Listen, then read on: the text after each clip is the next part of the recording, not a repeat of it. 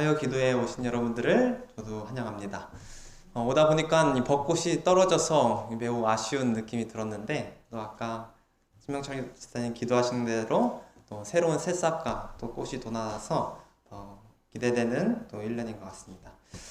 오늘 말씀은 하나님과의 추억이라고 제목을 지어보았습니다. 미가서 6장 5절의 말씀을 본문으로 하여 오늘 말씀을 함께 보도록 하겠습니다. 미가서 6장 5절 말씀 함께 읽도록 하겠습니다. 시작. 내 백성아, 너는 모압 왕 발락이 꾀한 것과 보올의 아들 발람이 그에게 대답한 것을 추억하며 시딤에서부터 길갈까지의 일을 추억하라. 그리하면 나 여호와의 의롭게 행한 것을 알리라 하실 것이니라. 아멘.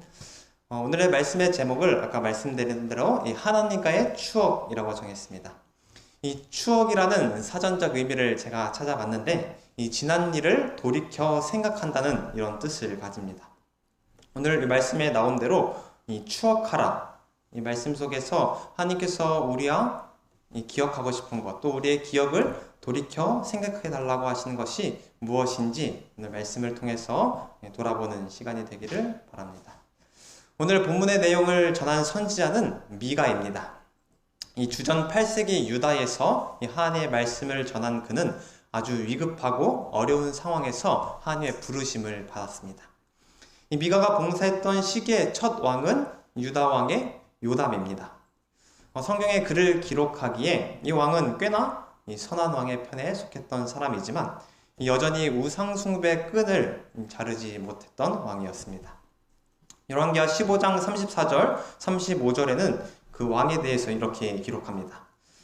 요담이 그 부친 우시아의 모든 행위대로 여호와 보시기에 정직하게 행하였으나 오직 산당을 제하지 아니하였으므로 백성이 오히려 그 산당에서 제사 드리며 분향하였더라. 요담이 여호와의 전 윗문을 건축하니라. 요담은 이 모든 일에 하나님의 뜻대로 자신의 일을 행하지는 못했지만 성경은 그를 정직한 왕이라고 소개합니다. 하지만 그 뒤를 이어서 왕이 된 그의 아들 아하스 왕은 아버지와는 아주 반대의 길을 걷습니다. 그는 하나님을 믿지 않았고 우상 숭배를 했으며 이 자녀를 제물로 바치는 아주 잔인한 왕이었습니다. 그는 하나님 보시기에 아주 악한 일을 일삼는 그런 왕이었습니다. 또 그 다음으로 왕이 된 인물은 히스기야입니다. 히스기야 왕은 저희가 잘 알듯이 아버지와는 다르게 또 하나님의 관계를 더욱 돈독히 했고 새롭게 세우기 위해서 개혁을 이뤘던 왕입니다. 히스기야 왕은 아버지와 다르게 하나님을 받아들였고 유다의 실패를 신앙적인 원인에서 찾았습니다. 그래서 그는 왕이 되자마자 아버지가 닫은 성의 문을 활짝 열었고 대대적인 종교 개혁을 시작했습니다. 그는 우상 숭배를 금지했으며 성전을 정결케 하였고 또 11조와 이 제사 제도를 새롭게 세운 왕이었습니다. 이렇게 미가가 활동했던 시기에 유다 왕들은 신앙적인 혼란으로 인해 나라가 이렇게 이리저리 흔들렸습니다. 선한 왕 다음에 악한 왕, 또 악한 왕 다음에 선한 왕, 또 선한 왕 다음에 악한 왕. 이스라엘 역사는 이 왕들의 신앙의 표본에 따라서 시소타기 하듯 무너졌다 일어섰다를 반복합니다. 이렇게 흔들리는 나라 가운데서 오랜 시간을 보낸 미가 선지자는 하나님의 통치를 받아들이기를 촉구하면서 그의 기별을 전하고 있습니다. 여러분, 우리나라가 진정한 부흥과 또 축복을 받을 수 있는 단 한 가지의 방법은 하나님과 함께하는 것입니다. 겸손하게 하나님의 통치를 받아들여야 한다는 것을 미가서 6장 8절을 통해서 이야기하고 있습니다. 사람아, 주께서 선한 것이 무엇임을 내게 보이셨나니 여호와께서 내게 구하는 것이 오직 공의를 행하며 인자를 사랑하며 겸손히 내 하나님과 함께 행하는 것이 아니냐. 시딤에서부터 이 길갈까지의 일을 떠올려 보아라. 이렇게 미가 선지자는 말하면서 우리나라가 바로 서기 위해서는 하나님의 통치를 받아들여야 한다는 사실을 지금 이야기합니다. 오늘 이스라엘이 잃어버렸던 이 기억을 함께 찾아보겠습니다. 먼저 함께 지도를 보겠습니다. 이 위치를 보면 알 수 있듯이 이 시딤과 길갈의 거리는 멀리 떨어져 있지 않습니다. 이 시딤과 이 길갈 사이에는 요단강이 흐르고 있었습니다. 자, 이젠 이 요단강을 건너면 이스라엘 백성이 그토록 고대하던 가나안 땅에 들어가게 됩니다. 시딤은 이 애굽을 탈출하여 40년 동안 광야 생활의 끝을 맺는 이스라엘 백성의 마지막 수경지였으며, 또 가나안을 향해 갔던 그 아주 긴 여정의 마지막 유숙 장소가 바로 이곳 시딤입니다. 여호수아는 이스라엘 백성과 함께 요단강가 그 앞까지 갔습니다. 그리고 강을 건너기 전에 그곳에 장막을 쳤습니다. 이젠 요단강을 앞에 두고서 정탐꾼을 보내며 이 여리고성을 정탐하게 하고 이 첫 도전을 앞두고 있습니다. 이젠 코앞에 그토록 고대하고 그토록 원했던 그 땅이 보입니다. 이 시딤에서의 유숙은 가나안으로 가는 첫 관문 앞에 첫 도전을 앞두고 있는 그런 모습입니다. 그래서 이 시딤이라는 장소는 모든 것을 마무리하는 장소였으며 끝맺음을 하는 곳이었습니다. 반대로 이 길갈이라는 곳은 요단강을 건넌 후 이 첫 번째 수경지였으며, 이 가나안 땅의 첫 유숙 장소가 바로 이곳 길갈이라는 땅입니다. 이제 이 땅에서는 새로운 시작을 앞두고 있는 것입니다. 그래서 이 시딤에서부터 이 길갈까지를 추억하라 하신 이 말씀에는 이스라엘 백성이 이 광야 생활의 이 마지막부터 이 새로운 가나안 땅의 시작을 알리는 이 모든 길을 다 기억하라는 말씀입니다. 그래서 이 말씀은 애굽에서부터 나와 40년 광야 생활을 인도해 주신 하나님을 기억하라는 참 의미 있는 말씀이고, 또 오늘날을 살아가는 우리에게도 이 하나님의 인도하심을 기억하라라는 아주 중요한 말씀임을 알게 됩니다. 이스라엘 백성에게는 그토록 기다렸던 일의 끝인 이 시딤이고, 또 새로운 기대와 희망, 어쩌면은 이 새로운 도전을 앞두고 있는 이 두려운 마음을 가진 그런 곳이 바로 길갈입니다. 이것을 기억하라는 이 미가 선지자의 말씀 속에는 얼마나 큰 하나님의 뜻이 담겨 있는가를 살펴볼 수 있습니다. 그래서 오늘은 이 시딤에서의 추억과 또 길갈에서의 추억이라는 이 두 가지 제목으로 짧은 본문을 함께 보도록 하겠습니다. 첫 번째, 시딤에서의 추억입니다. 이 시딤이라는 이 지명의 이름은 이 아카시아 나무라는 뜻을 가집니다. 실제로도 그곳에 이 아카시아 나무가 많았기 때문에 아카시아 언덕이라고도 불렸습니다. 이곳은 모든 광야 생활이 마치는 이 마지막 유숙 장소라고 제가 말씀드렸습니다. 그런데 이 시딤이라는 지명 앞에 붙는 수식어가 하나 있습니다. 민수기 33장 49절의 말씀에 보면 이렇게 기록합니다. 요단강가에 있는 모압 평원에 이스라엘 백성이들이 친 진영은 벳여시못에서 아벨 시딤에 이르는 지역이었다. 여러분, 이 지역을 그냥 시딤이라 부르지 않고 지금 아벨 시딤이라고 기록하고 있습니다. 이 시딤은 요단강에서 아까 보았듯이 지도를 보았듯이 멀리 있지 않았습니다. 요단강 동쪽으로 한 11km 지점에 가면 이 시딤이라는 곳이 있습니다. 이곳이 좀 요단강부터 좀 거리가 되어 보이지만 사실 이 이스라엘 백성의 인구를 생각해 보면은 그들은 요단강에 아주 가까이 있음을 또 생각해 보게 됩니다.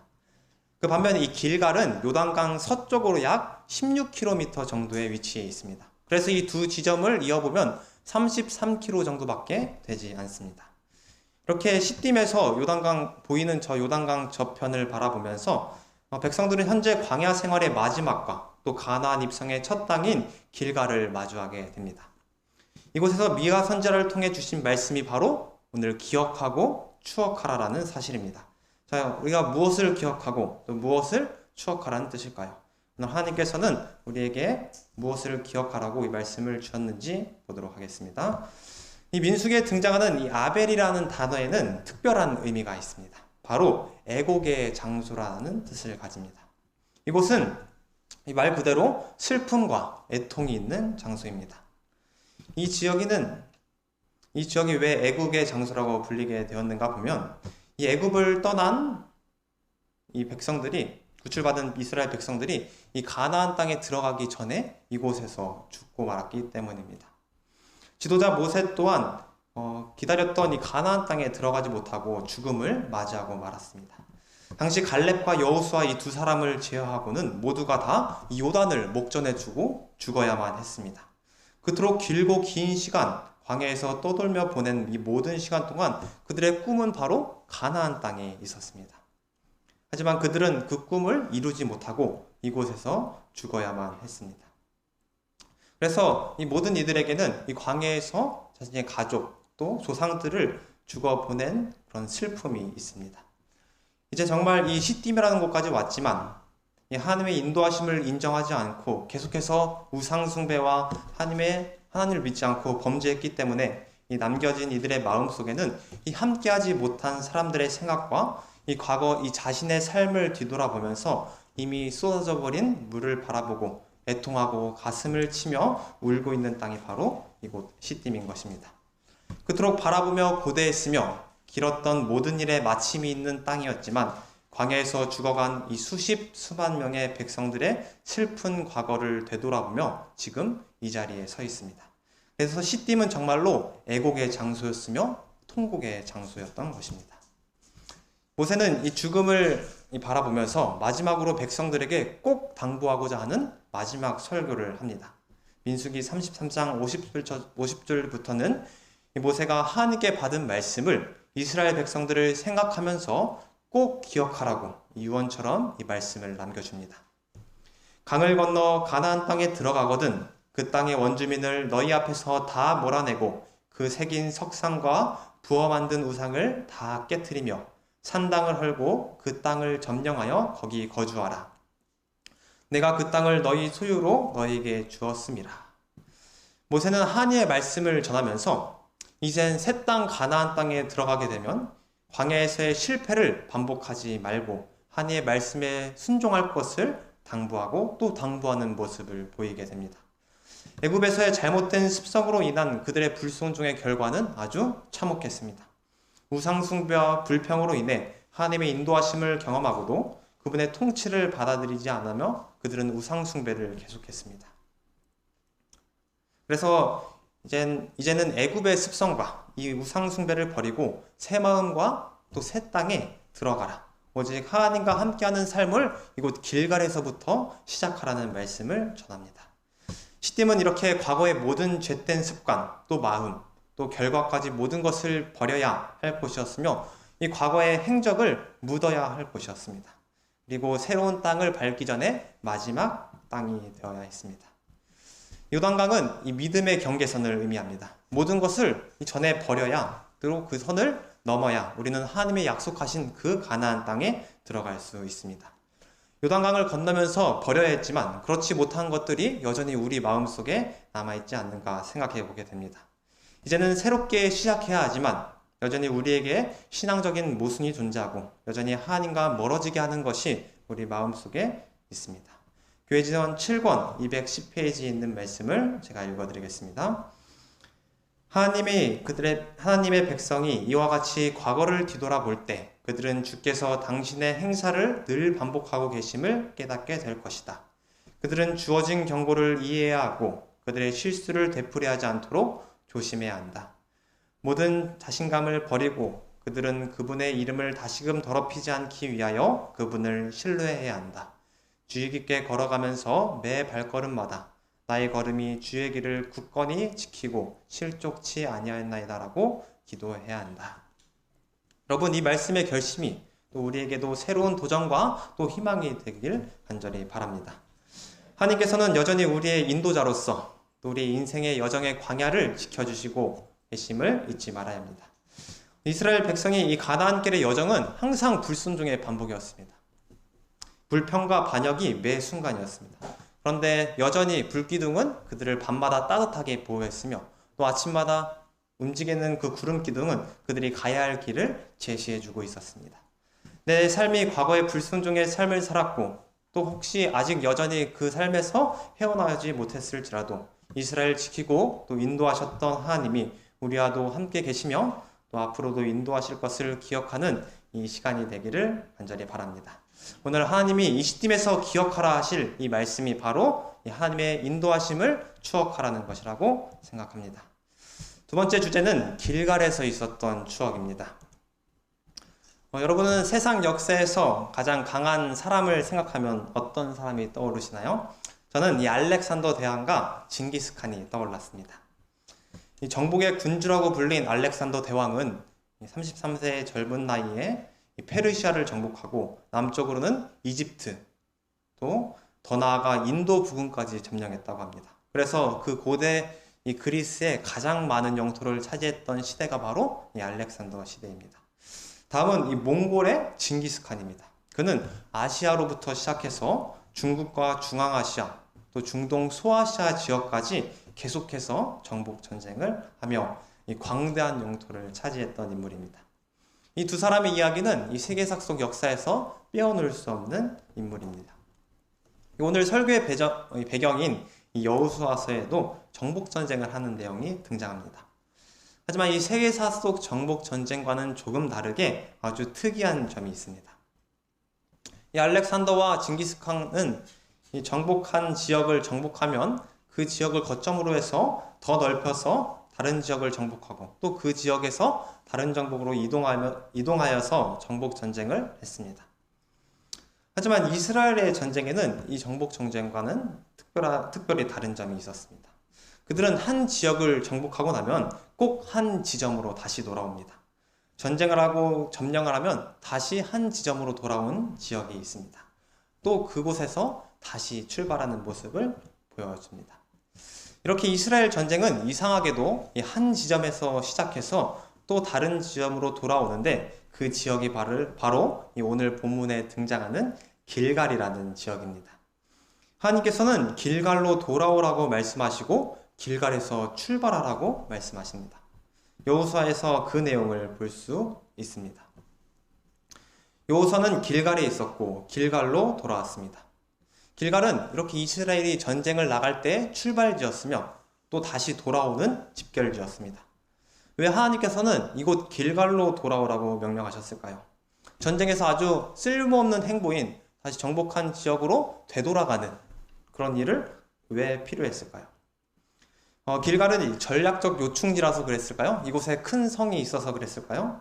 그곳에는 중요한 방어시설도 없었고 이 많은 백성들이 살기에 풍족한 지역도 아니었습니다. 하지만 이곳 길갈에는 아주 중요한 의미가 있었습니다. 함께 여호수아 5장 9절 말씀 보이시면 함께 읽도록 하겠습니다. 시작. 여호와께서 여호수아에게 이르시되 내가 오늘날 애굽의 수치를 너희에게서 떠나가게 하셨다 하셨으므로 그곳 이름을 오늘날까지 길갈이라 하였느니라. 이 길갈의 뜻은 굴러가다라는 의미입니다. 이집트에서부터 구원해 내셨던 이 40년의 긴 여정을 오늘 이곳 길갈에서 끝내겠다는 말씀입니다. 그들은 속박에서 해방되었고 종되었던 이스라엘 백성의 모든 수치는 이곳 길갈에서 끝나 이제 이곳은 승리의 장소가 되었습니다. 여호수아는 이스라엘 백성과 함께 가나안 정복을 눈앞에 두고서 이 홍수로 범람하여 물이 창창한 그때 믿음으로 요단강을 건넜고 길갈에 12 돌비를 세웠습니다. 또 여기서 특별히 하나의 예식이 다시 시작되는데 바로 할례 의식이 새롭게 시작됩니다. 이스라엘 백성이 이방인과 구분하는 이 육신적 표시는 할례였습니다. 하지만 이스라엘이 광야에서 범죄함으로 20년간 그 할례 의식은 행하지 않았습니다. 이제 하나님께서 여호수아에게 이스라엘 백성에게 이 할례를 시작하여 다시 가나안 땅에 들어갈 것을 명령하고 이스라엘 백성의 남성들은 이 할례의식을 다시 받게 됩니다. 이 할례의식의 영적인 의미를 4가지로 정리해 보았는데 첫 번째 의미는 이 하나님과의 언약 관계 회복입니다. 두 번째는 이 하나님에 대한 이스라엘 백성의 순종의 결심입니다. 세 번째는 하나님의 백성이라는 증표이며 또 오늘날의 침례 의미로는 이 승리의 축복에 보장된다는 것을 의미하고 있습니다. 이스라엘 백성은 이곳에서 하나님께 고백합니다. 이제는 우리가 하나님의 뜻대로 살 것이라고 또 하나님의 백성이라고 살 것이라고 이렇게 중요한 전쟁을 앞두고 이스라엘 백성은 이 하나님 백성이 됨을 이 할례 의식을 통해서 드러내고 순종할 것을 다짐합니다. 여호수아에서 이렇게 세계 정복사 어느 역사에서도 볼 수 없었던 한 지점으로 다시 돌아가는 이런 바보스러운 이유를 한 이유가 바로 이곳에 있습니다. 길갈은 드디어 이스라엘 백성이 하나님께 순종한다고 하면서 그 사랑에 보답한 곳이며 또 그분의 백성이 되기로 선택한 곳이며 유월절을 지내며 예배했던 곳이기 때문입니다. 이곳은 하나님과의 관계를 다시 다지는 곳이었고 또 확인할 수 있었던 곳이었습니다. 그래서 이스라엘 백성은 이곳 길갈에서부터 하나님의 음성을 들었고 그 모든 것을 다시 시작했으며 다시 그곳으로 돌아왔습니다. 혹시 여러분도 이런 길갈이라는 곳이 있으신가요? 처음 하나님께 이 사랑을 고백했던 그때, 또 순종을 결심해서 내 마음을 하나님께 드렸던 그곳, 하나님을 처음 만나고 그분께 사랑을 고백했던 그 순간이 있을 거라고 생각합니다. 오늘 말씀을 이렇게 정리하면서 오늘 우리가 살아가야 할 이 삶의 노정도 정해져 있다고 믿습니다. 이 말씀을 의지하고 말씀에 사로잡혀 명령하신 그 삶을 저희가 살아가면 되는 것입니다.